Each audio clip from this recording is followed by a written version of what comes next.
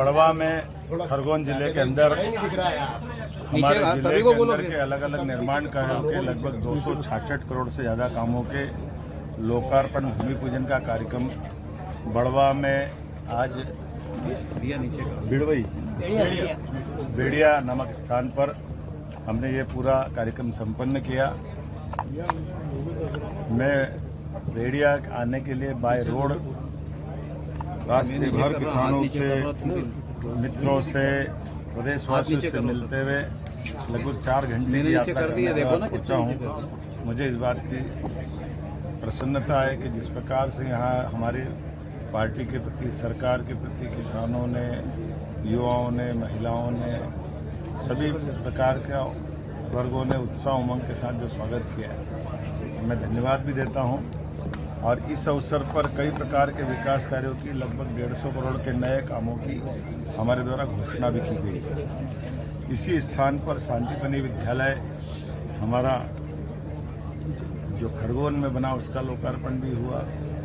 महेश्वर के माननीय विधायक राजकुमार मेरू जी, खरगोन के विधायक माननीय बालकृष्ण पाटीदार जी, हमारी विधायक श्रीमती छाया मोरे जी इत्यादि स्थान के निर्माण कार्य, अलग कोई बिजली के, कोई सड़क के, अलग अलग निर्माण कार्यों के, कोई इरिगेशन के डिपार्टमेंट के, जिसमें विभिन्न प्रकार के किसानों को सिंचाई की सुविधा मिलेगी, वो सारी सौगातें देने का हमारे द्वारा प्रयास किया गया। साथ ही साथ लाडली बहनाओं के लिए आगामी सावन महीने में 250 रुपये की अलग से किस्त देने के लिए हमने घोषणा की है। दिवाली से प्रति बहन भाई दूज के साथ 1500 रुपये महीना हमारी सरकार के द्वारा हमारी बहनों के खाते में चालू होगा। अर्थात इस तरह से अक्टूबर से 1500 रुपये महीने की इंस्टॉलमेंट दिवाली के अवसर पर बहनों को प्रारंभ होगी।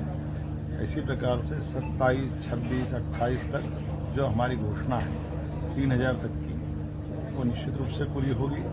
हमने एक एक संकल्प पत्र को अपने वचन पत्र की तरह उसको पाबंद किया है कि हर हालत में हमारे किसानों के, जैसे हमने MSP पे मूंग खरीदी चालू की, गेहूं को 2600 रुपये कुंटल में खरीदना प्रारंभ किया। ये पूरे देश में इतना ज़्यादा राशि कहीं नहीं दी गई गेहूं की जो अपने राज्य में दी गई। यही कारण है कि उपार्जन में भी हम देश में बहुत अग्रगण्य भूमिका में आए हैं।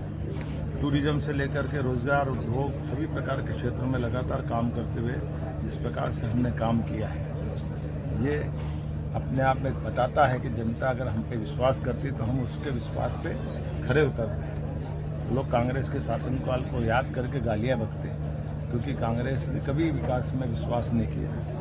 आज भी वो जब बोलते गंदा ही बोलते हैं।